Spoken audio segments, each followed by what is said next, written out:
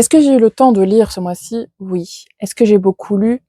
Tout est relatif. Mais je pense que c'est plutôt pas dégueu comme moi. Coucou, j'espère que tu vas bien. Aujourd'hui, petite vidéo de mon bilan lecture du mois d'avril qui était plus ou moins concluant. Je vais pas mentir, il était vraiment pas dégueulasse ce mois-ci. J'ai lu de bons livres. J'ai pas lu beaucoup de livres, mais le ratio de bons livre est plutôt bon par rapport à la quantité lue.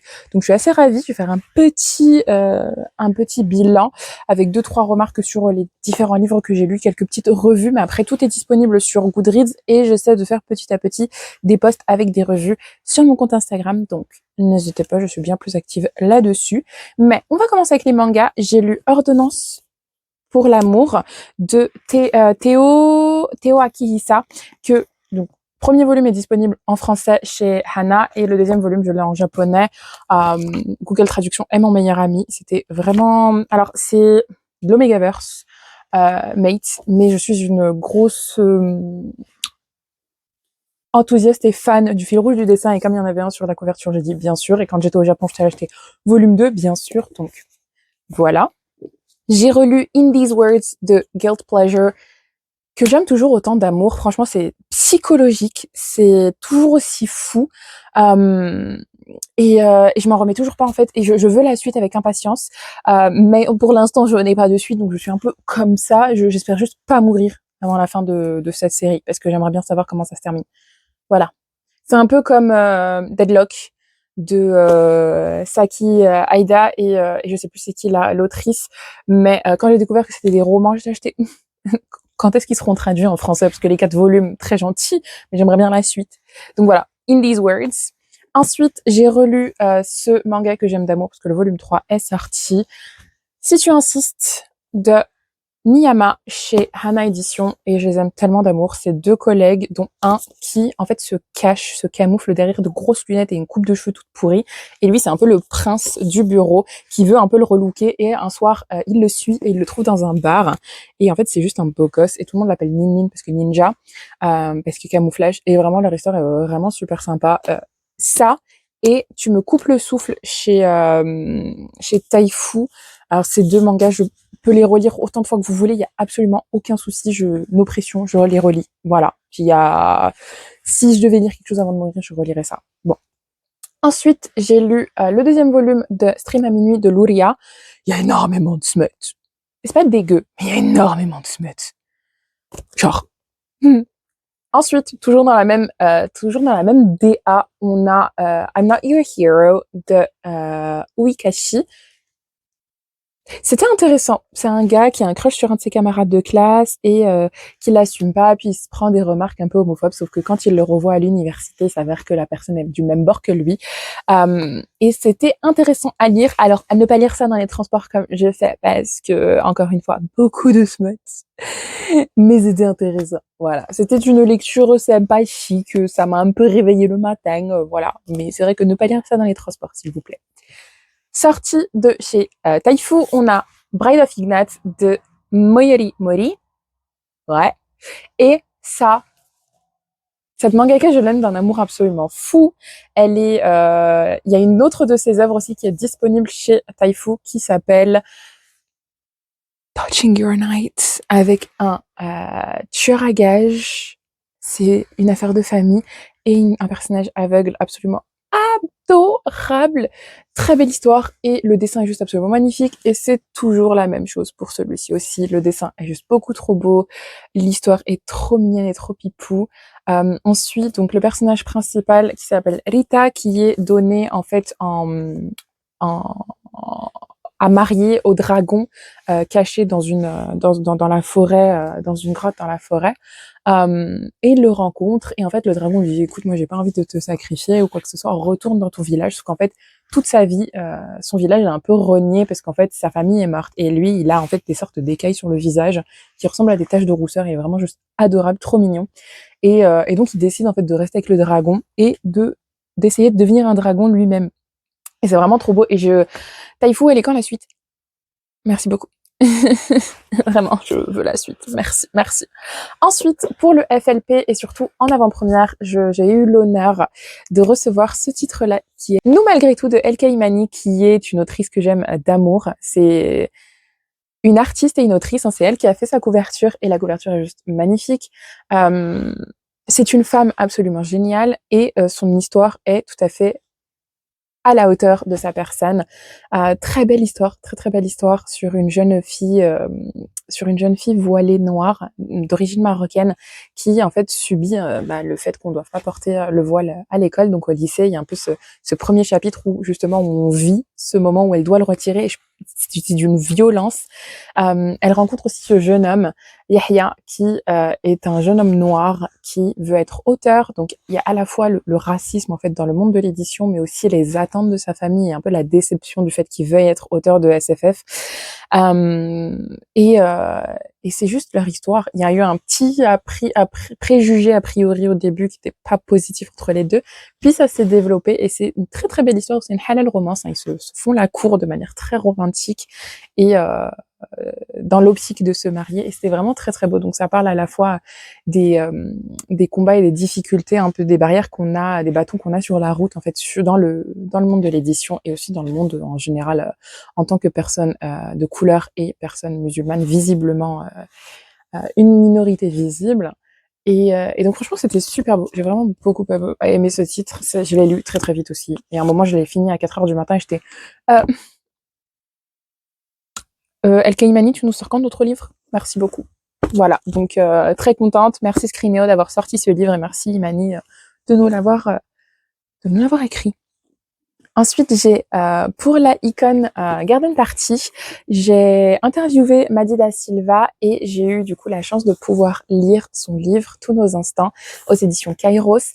Et c'est une histoire qui était vraiment pipou, vraiment trop mignonne. Et mon cher ami Arthur Jabot en fait une très belle revue. Ça parle de deuil, ça parle d'attente, ça parle un peu oui des attentes des parents, d'être à la hauteur des attentes des parents. Ça parle de se retrouver, ta quête de soi, mais aussi, enfin, il y a énormément de choses. Le deuil, la quête de soi et l'amour en général. C'était vraiment un très beau titre. J'ai vraiment bien aimé ma lecture. Ça se lit aussi tout aussi vite. Franchement, j'ai lu beaucoup de titres en français. Je suis assez contente. Ça se lit très très vite et franchement, très très belle lecture. Je la recommande vivement. Et puis la couverture est vraiment très belle. Ça parle de photos. Ça se passe à Oxford, mais le personnage principal est français, donc c'est Alex qui quitte la France et qui va à Oxford et qui travaille dans un café et qui adore faire de la photo. Et il prend en photo Luca qui avait l'air un peu mélancolique sur un banc dans un parc et il le prend en photo et cette photo en fait il l'expose dans le café dans lequel il travaille. Puis un jour, par hasard, Lucas vient se poser dans ce café pour lire, pour travailler, je pense. Et après une embrouille avec son père justement et par rapport à justement ses attentes, sa copine, il faudrait peut-être la demander en mariage, mais aussi il faudrait peut-être bien travailler, les attentes voilà de bien prendre la relève pour l'entreprise de son père et la concurrence d'un très très très très très bon employé. Ensuite, donc il y arrive et il voit en fait sa photo dans le café. Et il est un peu choqué et Alex lui dit ah je suis vraiment désolée, voilà je peux la retirer si vous voulez et puis s'en développe une amitié très belle et puis un peu plus tard mais vraiment très très belle lecture, fort sympathique. Toujours en rapport avec la icône, j'ai acheté Distress de Totem qui est un webtoon disponible sur Webtoon gratuitement. Il y a énormément de chapitres, je crois qu'on a 3 saisons de disponibles actuellement sur Webtoon. J'ai vraiment beaucoup aimé. Je voulais l'acheter parce que j'aime beaucoup le webtoon. Et donc, j'en ai profité aussi pour le faire dédicacer. J'ai quelques illustrations de Totem, mais c'est vrai que j'étais très très contente de pouvoir, j'étais très très contente de pouvoir justement l'acheter et le relire en version papier. Après, ça m'a fait relire le webtoon sur Webtoon. Et que dire autre que lisez-le. C'est vraiment trop cool, c'est vraiment trop sympa. Et j'ai trop hâte de la suite. Là, on arrive à un moment genre I need la suite, autrement ça va pas aller. Voilà.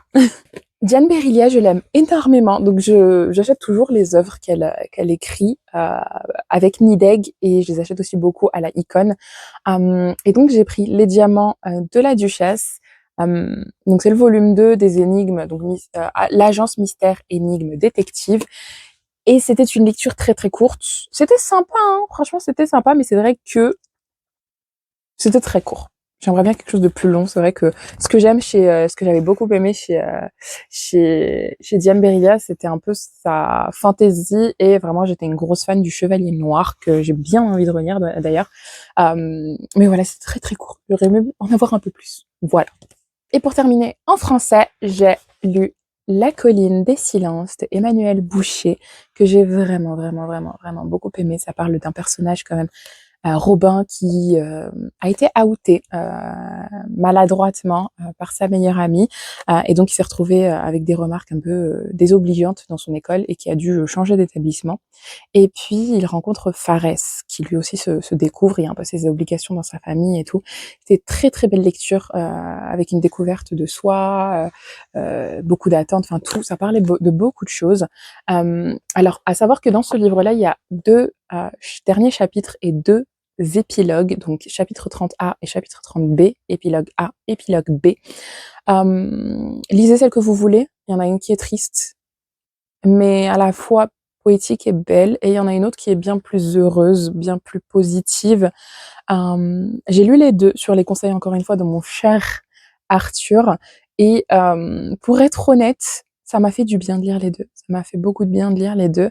La première, en fait, comme j'ai dit dans ma revue sur Goodreads, c'est ça, ça brise, mais dans un sens, ça, la fin est belle. L'hommage qui est fait est beau. Et en fait, le deuxième épilogue, donc la version B, pense un peu. C'est un petit pansement, c'est un petit baume sur cette blessure que nous a fait le A.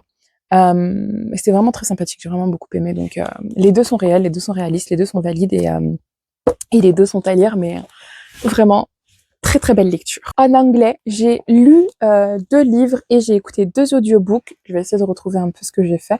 Mais j'ai lu de Ouzma Jalaluddin, qui est une autrice que j'aime d'un amour fou, qui a écrit Aisha at Last, Much Ado About Nada, Hannah Can Carries On. Toujours des lectures que j'aime vraiment. J'aime beaucoup sa plume, j'aime beaucoup ses romances. Et là, elle s'est lancée dans un truc, c'est pas de la romance, c'est vraiment... Il y a un petit fond de romance, mais c'est surtout en fait de l'enquête.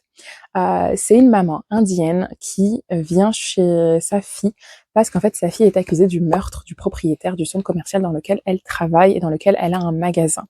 Et donc en fait elle a toujours été très observatrice, toujours un peu, parce qu'elle a beaucoup été dans silencieuse, très très sur ses gardes, très très bref aware, au courant de beaucoup de choses. Elle observe beaucoup et elle observe vraiment beaucoup dans son silence, mais aussi elle sait poser les bonnes questions quand il faut. Et donc elle y va et elle fait l'enquête et c'est super bien fait.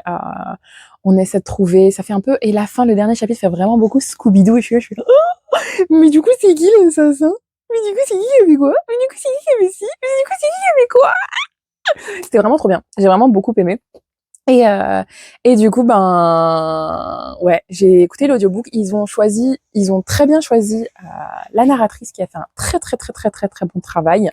Et rien à dire, l'accent y était, c'était super beau et les émotions y étaient. Et j'ai beaucoup trop hâte, je crois qu'il y en a 3 actuellement, mais Scribd m'a un peu bloqué les 2 audiobooks, donc j'ai un peu le seum parce que je suis pas dans la bonne zone géographique et que mon VPN ne fonctionne pas. J'ai beaucoup le seum, mais je pense que je vais aller le lire en papier ou en e-book sur ma très chère et tendre Kindle qui ne me quitte pas et qu'il faut que je repimpe parce que là, elle est très dans les tons automnaux.